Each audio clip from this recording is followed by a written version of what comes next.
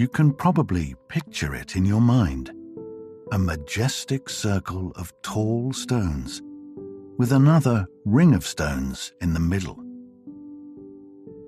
But while the physical structure of Stonehenge is familiar to most of us, its history is rather mysterious. Who built Stonehenge? How and why did they build it? Was it for rituals, religious gatherings, or something else?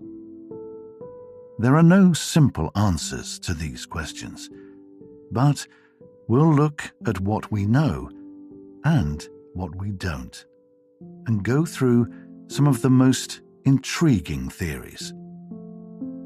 So just relax and let your mind drift as we explore the sleepy history of Stonehenge.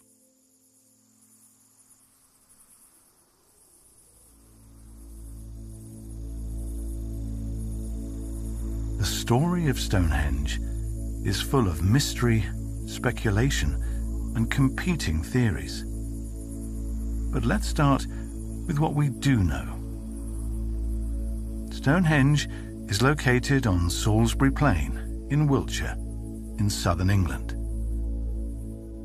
Salisbury Plain is about 90 miles west of London. It's a wide, open space with few trees, and driving past it, you might think that there's not much there.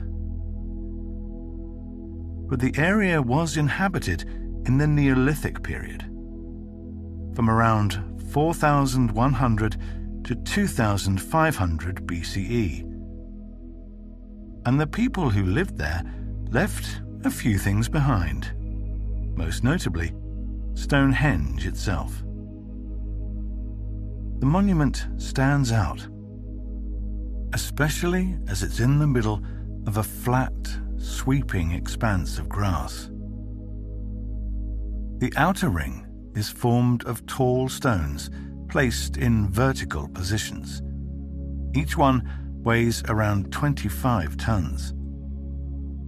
Some of these vertical stones are topped by horizontally placed stones, so they look a bit like arches or a colonnade. The idea of moving these enormous boulders, let alone maneuvering them into such positions, is mind-boggling.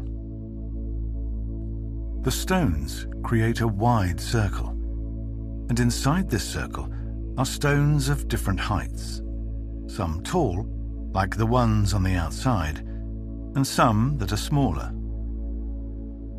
At first glance, Stonehenge might seem less impressive than other ancient monuments, such as the pyramids in Egypt or the Colosseum in Rome.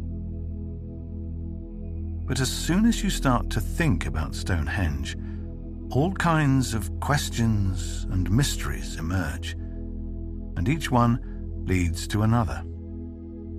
First, let's consider the age of the monument.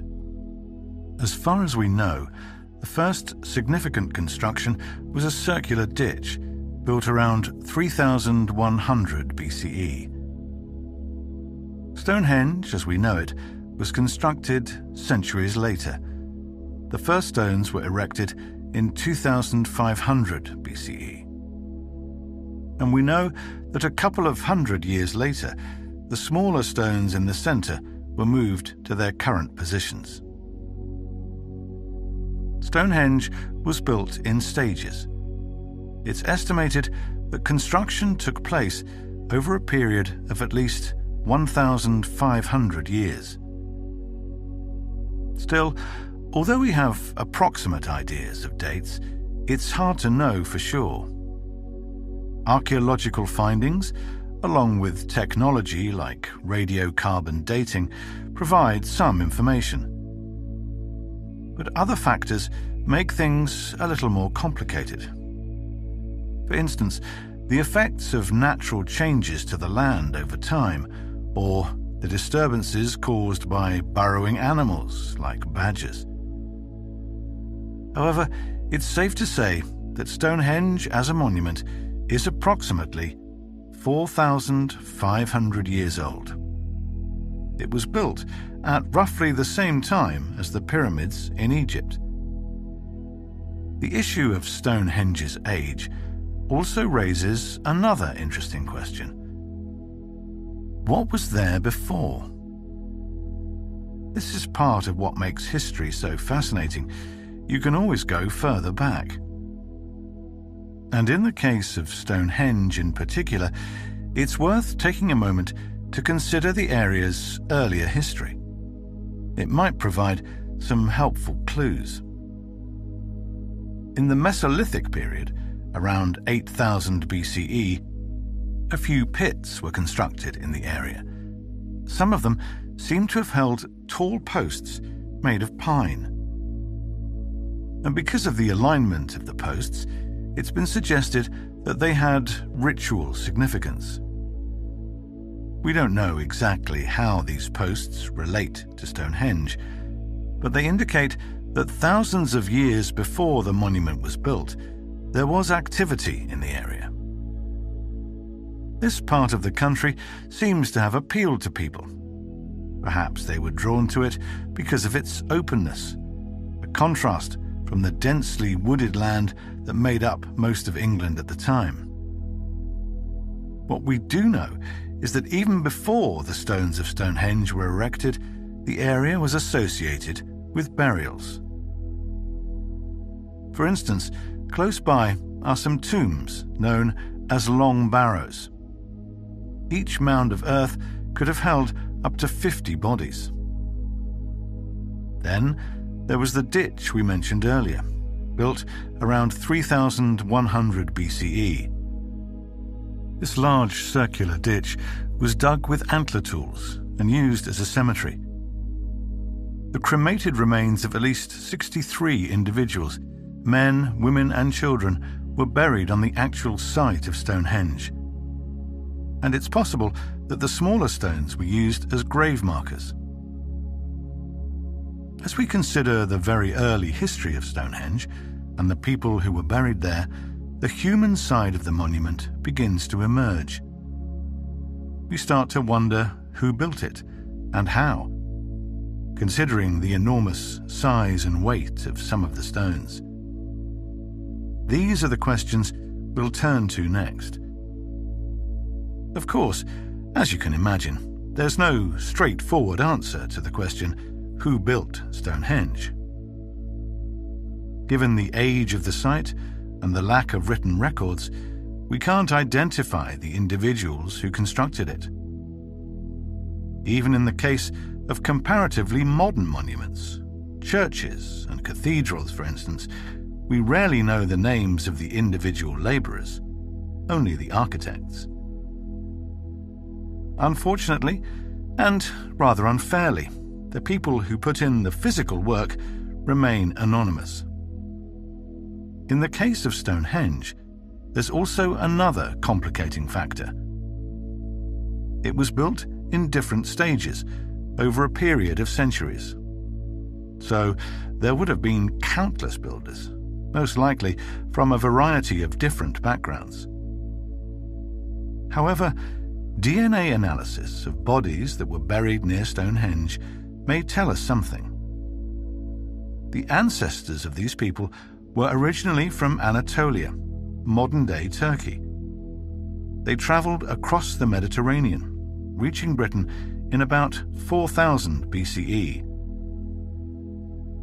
Centuries later, their descendants formed a community that lived in the Stonehenge area. It's likely that some of them were the builders. Another study, based on the analysis of bone fragments, suggests that some of the people buried at Stonehenge came from Wales.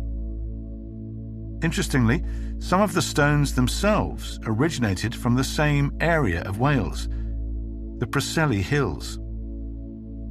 So, these people left their homeland and perhaps brought the stones with them to England. They may have then contributed to the construction of Stonehenge. Of course, we can't know for sure if they were the ones who built it, but the study shows that the bone fragments are contemporary with the monument, and they were buried nearby. So, it seems likely. The smaller stones, known as bluestones, are the ones that came from Wales. They weigh about 2 to 5 tons each, and were transported to Stonehenge from the quarry in Wales, a distance of about 150 miles. So you may be wondering, why go to all that effort? One theory is that the bluestones belonged to an earlier monument in Wales. When the community relocated to England, maybe they decided to take their stones with them, as a reminder of their origins. But the real mystery of Stonehenge construction relates to the larger stones, the ones weighing 25 tons. How on earth did the builders move them into position? And for what reason? Let's start with the first question, the construction of Stonehenge.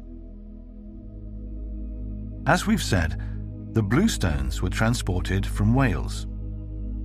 Later, builders added the larger stones that form the outer ring. These are known as sarsen stones, and they're a kind of silcrete rock which is very hard and resistant.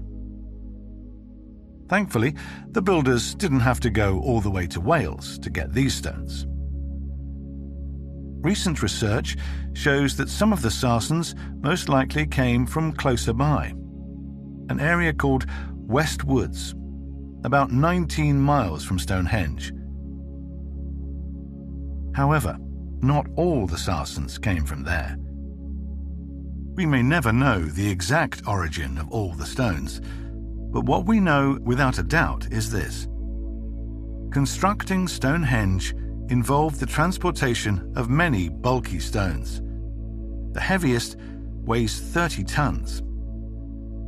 To put that in perspective, 30 tons is 30,000 kilograms, about the weight of a sperm whale. So, in order to transport the sarsens to Stonehenge, many people would have had to work together, most likely using a sturdy wooden sledge.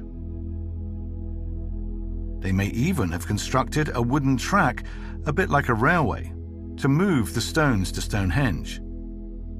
Then, once the sarsens arrived at the site, they had to be worked into shape. Waste material, as well as various hammerstones, have been found near Stonehenge.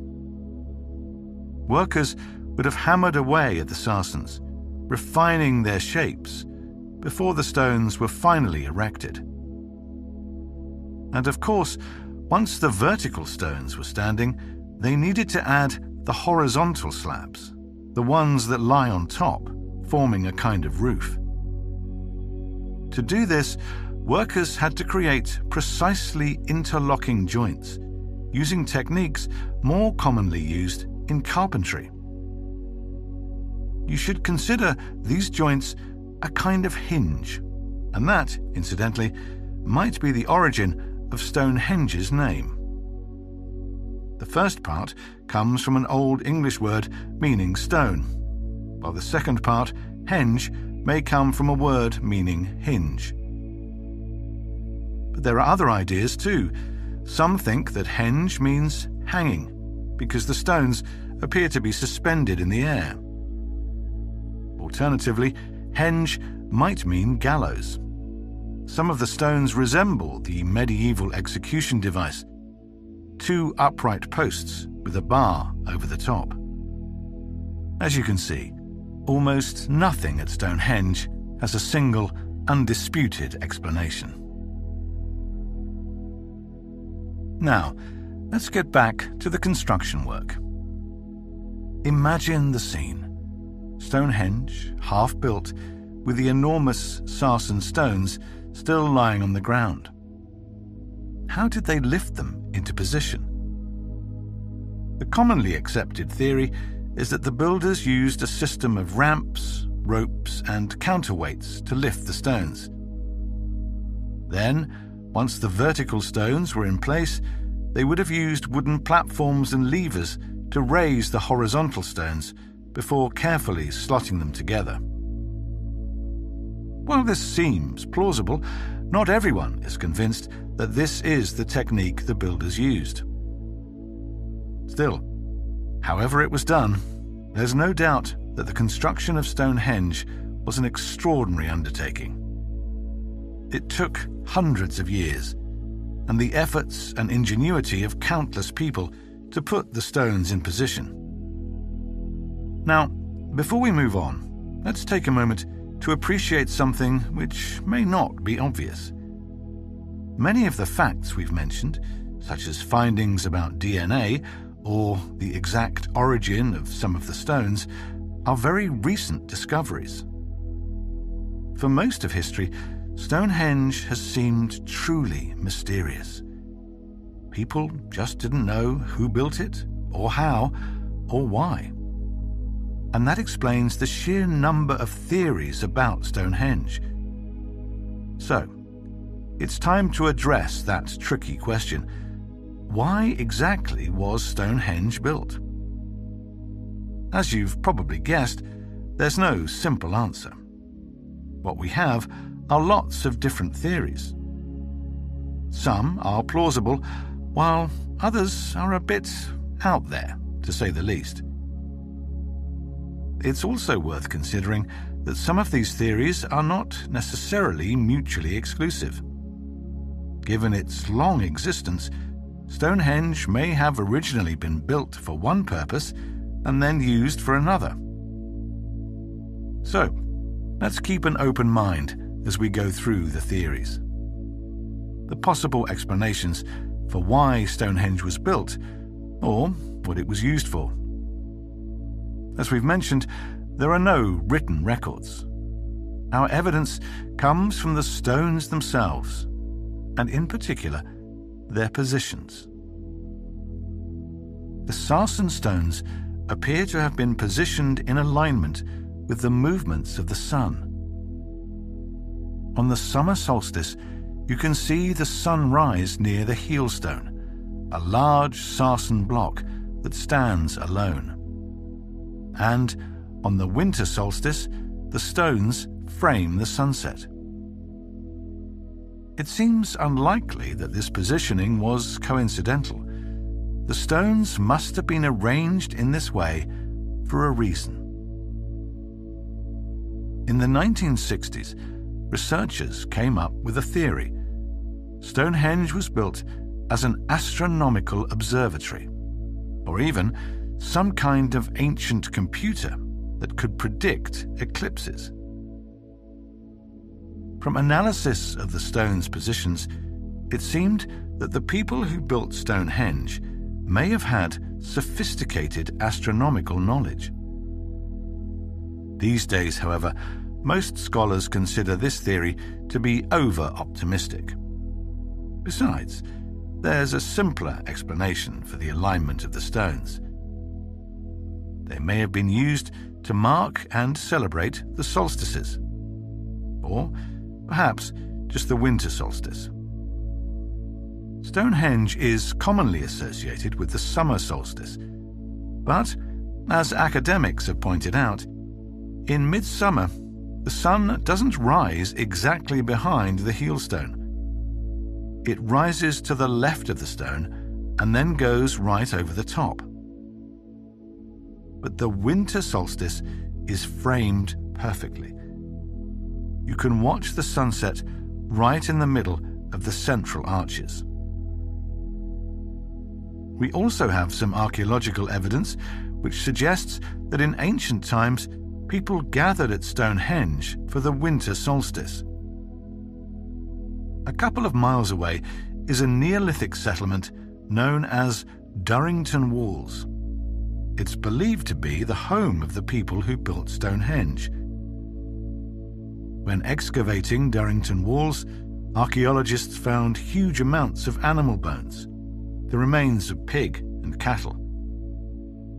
These animals were slaughtered when they were about 9 months old, which means they were born in the spring. So they must have been slaughtered in the winter, around the time of the solstice. That suggests that people at Stonehenge may have had big feasts to celebrate the winter solstice. And this could be a simple explanation for the construction of Stonehenge. It was built to celebrate the solstice. The alignment of the stones definitely seems significant. However, there are also other relevant factors that need to be taken into consideration. As we mentioned earlier, archaeologists have also uncovered many human bones in the Stonehenge area. The site seems to have been used as a cremation cemetery for a period of around 500 years, and many of these burials predate the monument. In 2016, researchers published an article with some interesting observations. The earliest burials at Stonehenge were in an area known as the Aubrey Holes, a ring of chalk pits in the ground. As well as being a burial site, this area also seems to have contained bluestones. Perhaps there was a symbolic connection between the deceased individuals and the stones. At first, people were buried around the Aubrey Holes, but later burials were moved to a different location, so they were further away. Over the course of time, as Stonehenge evolved as a site, perhaps the symbolism changed too. Initially, it might have been a monument for specific individuals. The bluestones were tombstones.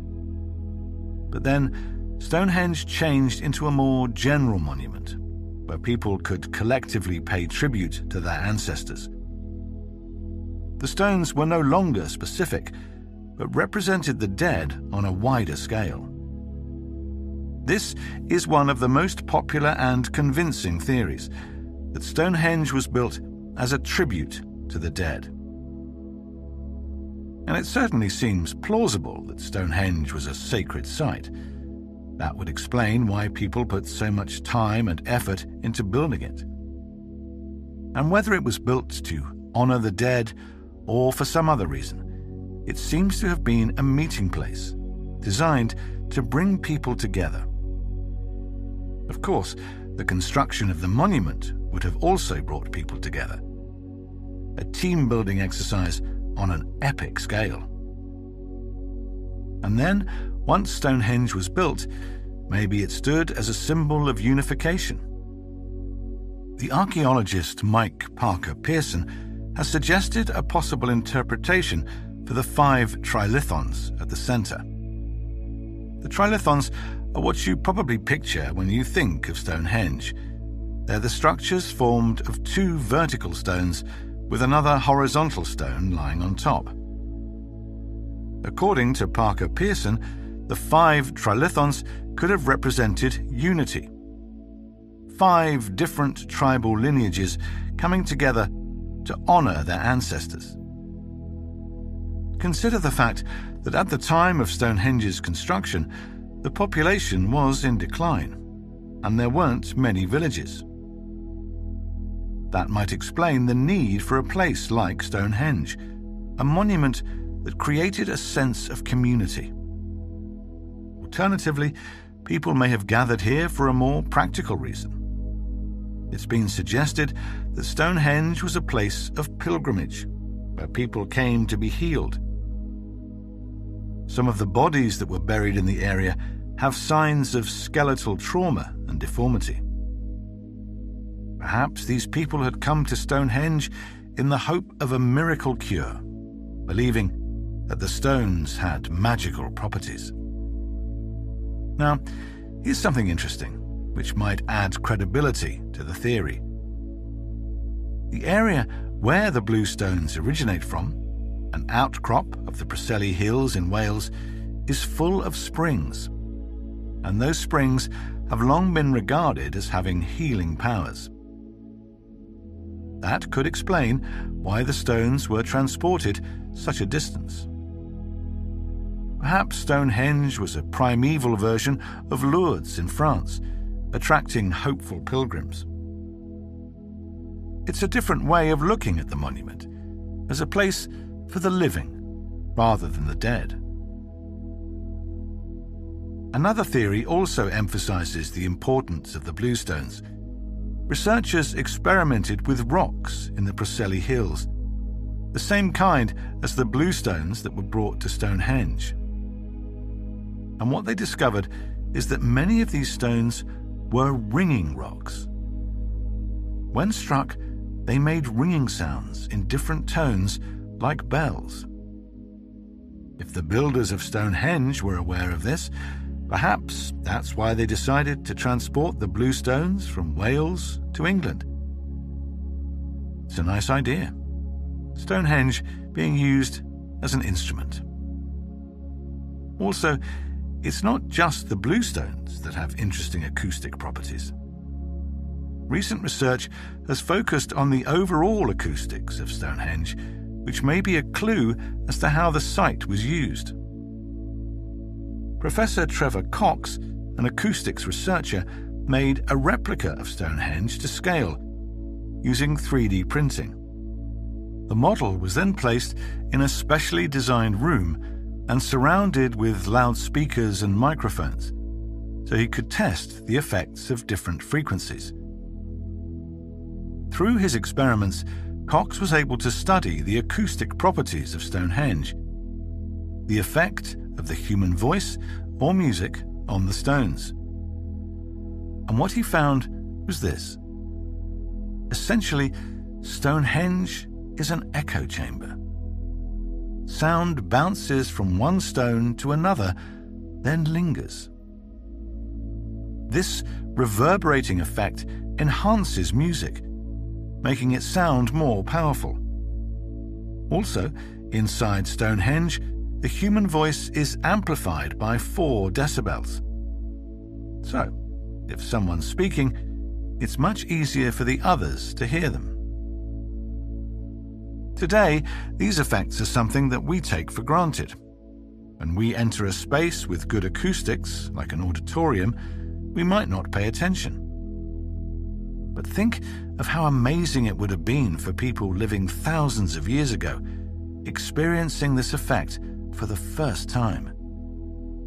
It must have added something to the atmosphere of Stonehenge.